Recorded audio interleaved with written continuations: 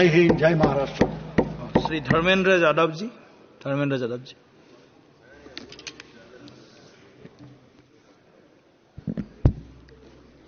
धन्यवाद सभापति महोदय।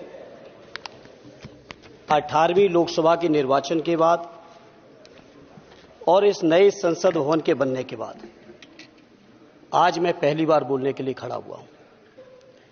आपने मुझे मौका दिया, उसके लिए बहुत बहुत धन्यवाद देता हूं। सभापति जी, सबसे पहले श्रद्धेय नेताजी को मैं नमन करना चाहता हूं, जिन्होंने अपने संघर्ष, अपनी हिम्मत, साहस और अपने पूरे जीवन की तपस्या समाज के उत्थान के लिए, देश और उत्तर प्रदेश की तरक्की के लिए और समाज के हर व्यक्ति की तरक्की और खुशहाली के लिए उन्होंने जो अपना पूरा जीवन समर्पित किया है, सबसे पहले मैं आपके माध्यम से उनको नमन करना चाहता हूं। माननीय सभापति महोदय, श्रद्धेय नेताजी ने हम लोगों को अपने समाजवादी विरासत में इंसाफ और इंसानियत, न्याय और हक की लड़ाई करना सिखाया है।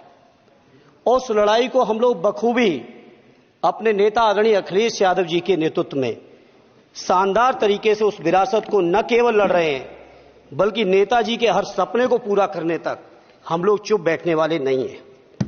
सभापति महोदय, बजट एक व्यापक विषय है और जब इस विषय के बारे में सोचते हैं तो समझ में नहीं आ रहा कि कहां से शुरू करें, क्योंकि देश में आज कोई वर्ग नहीं बचा है।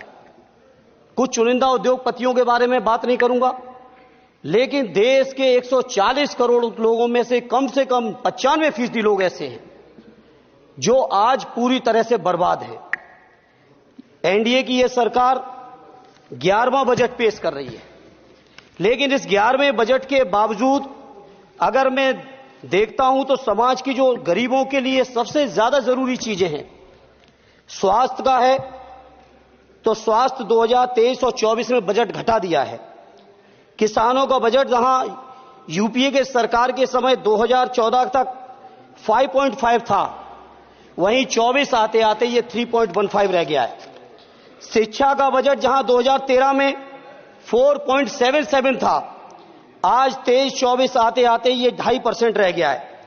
इसी तरह से जितनी भी जरूरी चीजें हैं, सभापति महोदय, मुझे कहने में कोई संकोच नहीं, ये जो बीजेपी की एनडीए की सरकार है, ये सरकार पूरी तरह से गरीब विरोधी, किसान विरोधी, नौजवान विरोधी, बुनकर विरोधी, छात्र विरोधी, दलित विरोधी, पिछड़ा विरोधी, मजदूर विरोधी, जितनी भी अगर उपाधियां दी जाएंगी सभापति महोदय वो कम है।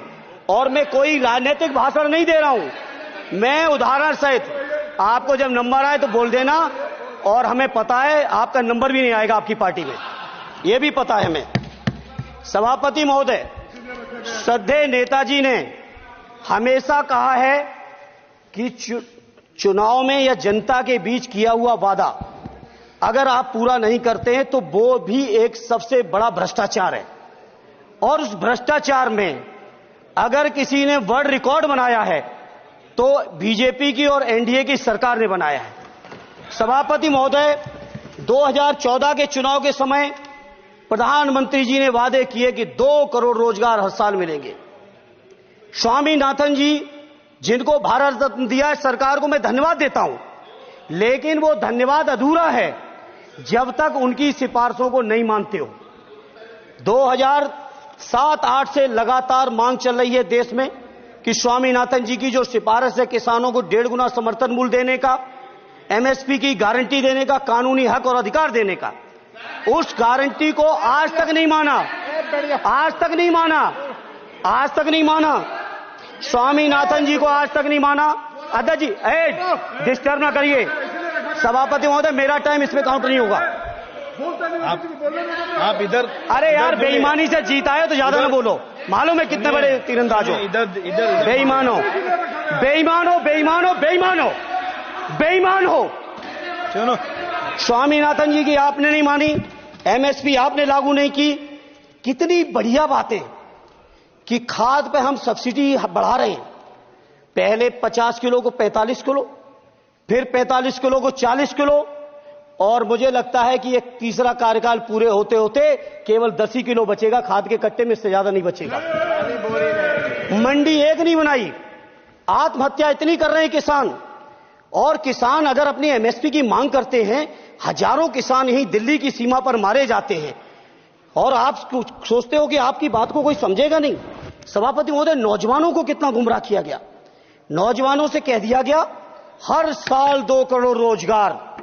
मैं आज सवाल पूछता हूं अपने नौजवानों की ओर से, बताएं भारतीय जनता पार्टी के लोग और सरकार में बैठे लोग, 10 साल आपने राज कर लिया है, आखिर 20 करोड़ नौजवानों को रोजगार कहां है?